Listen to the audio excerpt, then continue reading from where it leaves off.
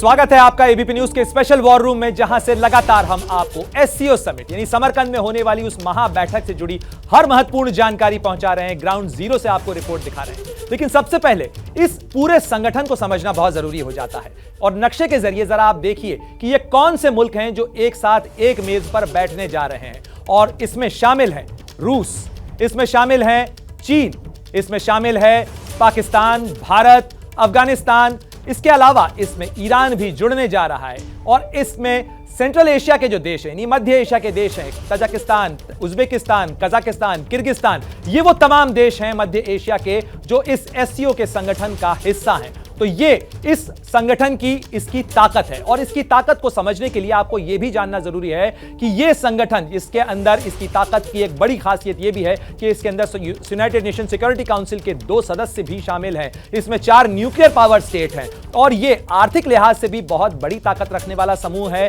साथ ही यह सैन्य रूप से भी ताकत रखने वाला मुल्क है और साथ ही यह ऊर्जा संसाधनों के लिहाज से भी बहुत महत्वपूर्ण ताकत रखने वाले मुल्क हैं। बिल्कुल ठीक है प्रणय, और अब एक बार फिर से रुक कर लेते हैं मेरे सहयोगी अभिषेक उपाध्याय का, जो कि समरकंद में मौजूद है। अभिषेक, ये तमाम जो वर्ल्ड लीडर्स हैं उनके पहुंचने का सिलसिला जारी है। एक तो प्रधानमंत्री नरेंद्र मोदी लगभग किस समय तक पहुंच जाएंगे इंडियन स्टैंडर्ड टाइम से, और क्या कार्यक्रम आज का रहने वाला है इन तमाम नेताओं का? देखिए, प्रधानमंत्री नरेंद्र मोदी आज रात यहाँ पर उनके 8:30 बजे तक यहाँ पर पहुँचने की संभावना है। बाकी जो तमाम जो हेड ऑफ स्टेट यहाँ हैं उन सबकी मुलाकात हो रही है आपस में। अभी राइट नाउ जब मैं आपसे बात कर रहा हूँ, शोभना, इस समय उज्बेकिस्तान के राष्ट्रपति की मुलाकात तुर्कमेनिस्तान के राष्ट्रपति से हो रही है। तो जितने भी खासतौर पर सेंट्रल एशिया के देश हैं उनकी आपस में मुलाकातें हो रही हैं। बहुत सारे एग्रीमेंट साइन किए जा रहे हैं, बहुत सारे एमयू पे सिग्नेचर किए जा रहे हैं और ये सारा कुछ आज चलेगा।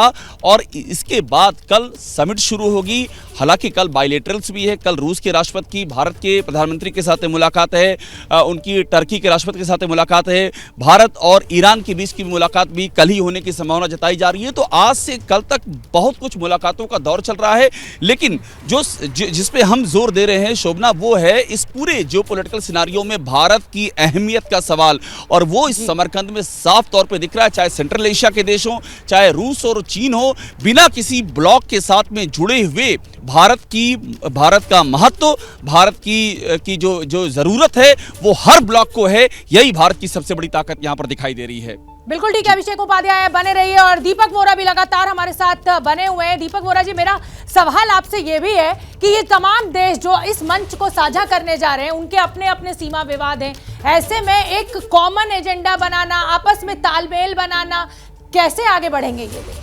बहुत कठिन है, लेकिन जहाँ पर गुडविल होता है, जहाँ पर भरोसा होता है, आप आगे बढ़ सकते हैं। हमारे भी विवाद रहे हैं बहुत से देशों के पास। मोस्ट रिसेंटली आपको पता है बांग्लादेश के साथ on the basis of trust हमने समझौता किया और बॉर्डर एडजस्टमेंट, बाउंड्री एडजस्टमेंट उनके साथ किया। एक चीज़ मैं बताना चाहता हूँ मैम कि जितनी ऐसी संस्थाएँ होती हैं, ये मैंने देखा है, ये मेरे ओपिनियन, जहाँ जहाँ चीन मौजूद है, एक तो है वो ईंट बनाने वाले देशों की संस्था, क्या उसको कहते हैं, ब्रिक्स, एक वो है, और दूसरा आपका एससीओ। जहाँ जहाँ चीन मौजूद होता है वहाँ ये संस्थाएं अपना पोटेंशियल रियलाइज नहीं करती, क्योंकि चीन डोमिनेट करना चाहता है। हर चीज़ चीन के हक में और किसी की नहीं। तो इसीलिए एससीओ भी अपनी पोटेंशियल तक नहीं पहुँचा। अब समय आ रहा है कि शायद पहुँच जाएगा। तो यही एक चीज़ हमेशा याद रखनी है कि भारत की रोल जो है, भारत का जो भारत की छवि जो है, वो अहमियत बहुत उसकी ऊंची है और भारत की रेपुटेशन बहुत हाई है। और भारत क्योंकि अब आर्थिक ताकत है, हम डिलीवर कर सकते हैं, बाकी सब लोग ये देख रहे हैं।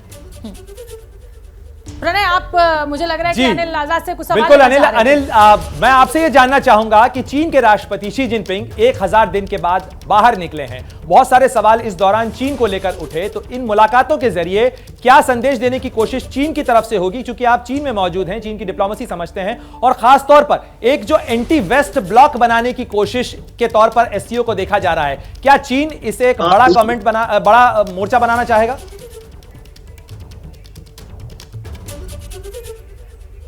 देखिए प्रणय, बहुत अच्छा सवाल है। जैसा कि बहुत दिनों से चीन के राष्ट्रपति पैंडेमिक को लेकर चीन की सतर्कता बहुत ज्यादा थी, और जैसा कि हमने देखा कि चीन ने बहुत सारे उपाय किए और चीन के जो बड़े नेता हैं वो अक्सर विदेश दौरे पर नहीं गए, और ये पहला उनका विदेश दौरा है। इससे पहले वो हांगकांग में गए थे अपने यहाँ पर।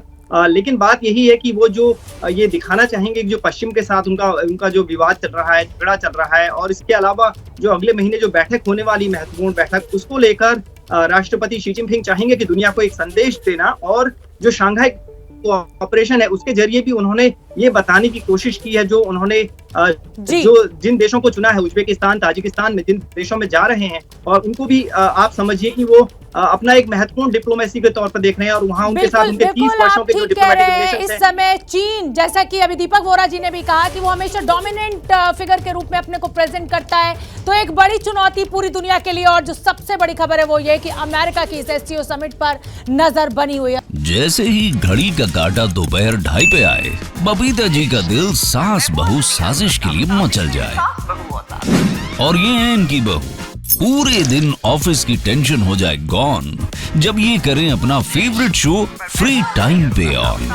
इनकी तरह आप भी देखें अपना फेवरेट शो अपने टाइम पर, और डाउनलोड कीजिए एबीपी लाइव ऐप अपने स्मार्ट टीवी पर।